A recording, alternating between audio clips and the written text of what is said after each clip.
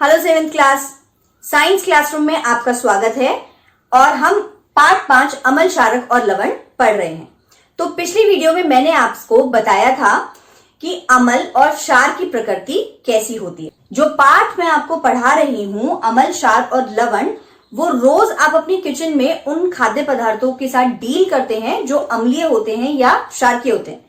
अगर आपको यकीन नहीं आ रहा है तो अपनी एनसीईआरटी की बुक पेज नंबर 52 पर देखिए, वहां पर प्राकृतिक अम्लों की लिस्ट दी हुई है।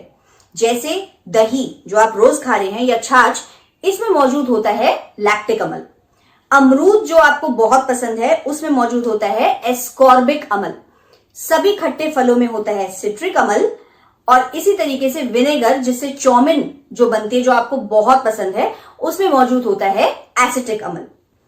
तो इस लिस्ट को पढ़ने के बाद आपको समझ आ जाएगा कि इन प्राकृतिक अम्लों को हम डेली लाइफ में यूज कर रहे हैं और ये हमारे खाद्य पदार्थों में उत्पन्न भी होते हैं।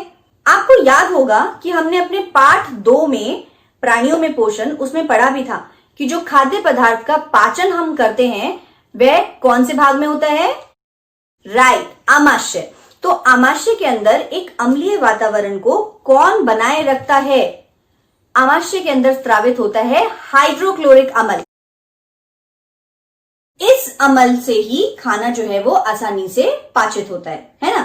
तो कुछ प्राकृतिक अम्ल तो हमारे खाद्य पदार्थों में उत्पन्न होते हैं, मगर कुछ अम्ल इस तरीके से होते हैं जो संश्लेषित होते हैं, जो साइंस लैब में बनाए हुए होते हैं। और जब हमने साइंस लैब में एक्सपेरिमेंट किया है तो आप बच्चों ने देखा ही है ना कि कितने अलग अलग टाइप के अम्ल मौजूद होते हैं, जिसको मैं आपको मना भी करती हूँ कि आपको इनको छूना नहीं है क्योंकि ये बेहद शक्तिशाली होते हैं, मतलब करोसिव, संक्षारक इनकी प्रकृति होती है। उदाहरण के लिए HCl हाइड्रोक्लोरिक अम्ल, HNO3 नाइट्रिक अम्ल या फिर H2SO4। क्या नाम है बेटा इसका? सल्फ्यूरिक अम्ल। अगर आप इन तीनों के फॉर्मूले पे ध्यान दें तो आप देखेंगे कि इन सभी के अंदर H+ ये आयन मौजूद होता है। देखिए, इसीलिए अम्ल जब भी किसी चीज से अभिक्रिया करते हैं तो हाइड्रोजन गैस उत्पन्न करते हैं। पर इसी के विपरीत अगर मैं क्षार की बात करूं, मैंने आपको लास्ट वीडियो में बताया था कि अम्ल के विपरीत क्षार जो होते हैं वे स्वाद में कड़वे होते हैं और अगर इन्हें पानी में घोल लिया जाए तो इनका स्वाद हो जाता है कड़वा। एक्सीडेंटली नहाते हुए कभी ना कभी आपके साथ भी ऐसा हुआ ही होगा कि पानी डालते हुए साबुन भी जो है वो आपके मुंह में चला गया होगा, तो उस टाइम आपको कैसा टेस्ट महसूस हुआ था? कड़वा, है ना? तो क्षार जो होते हैं वे स्वाद में कड़वे होते हैं, आप ध्यान रखिएगा इस बात को। और इनके अंदर H+ आयन नहीं, OH- हाइड्रोक्सी आयन बहुत ज्यादा होता है। कुछ क्षार के एग्जाम्पल्स हैं sodium hydroxide, magnesium hydroxide, potassium hydroxide. देखिए किस तरीके से हर फॉर्मूले में जो मैंने लिखा है, हर फॉर्मूले में हाइड्रोक्सी आयन ज्यादा है। पर बच्चों, मैंने अभी आपको जिन अम्लों के बारे में बताया है, इन अम्ल को आप चख नहीं सकते, है ना? लास्ट वीडियो में मैंने आपसे क्वेश्चन भी पूछा था, मैं भूली नहीं हूं उस क्वेश्चन को। तो मैंने आपसे कहा था क्या हम हर अम्ल या क्षार को चख कर ही परीक्षण कर सकते हैं कि वह अम्ल है या क्षार? नहीं, हम उसे किससे आइडेंटिफाई कर सकते हैं? उसे कहते हैं सूचक। इंग्लिश में इन्हें कहते हैं इंडिकेटर्स। सूचक सांकेतिक होते हैं। ये किस चीज का संकेत हमें बताते हैं? या तो वह पदार्थ अम्ल है या फिर क्षार। और सूचक भी 2 प्रकार के होते हैं,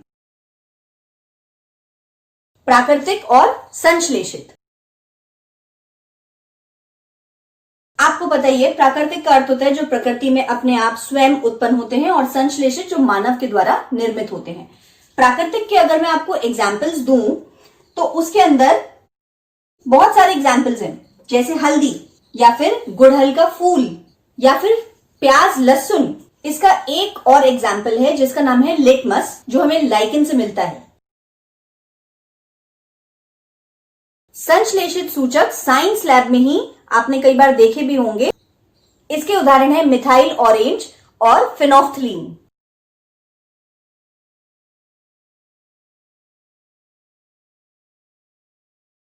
ओह, टाइम खत्म हो गया।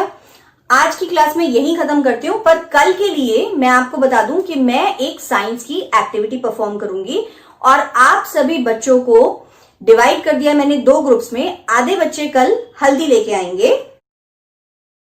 ये वाली हल्दी नहीं लेके आनी बेटा, पाउडर्ड फॉर्म लेके आना, ठीक है।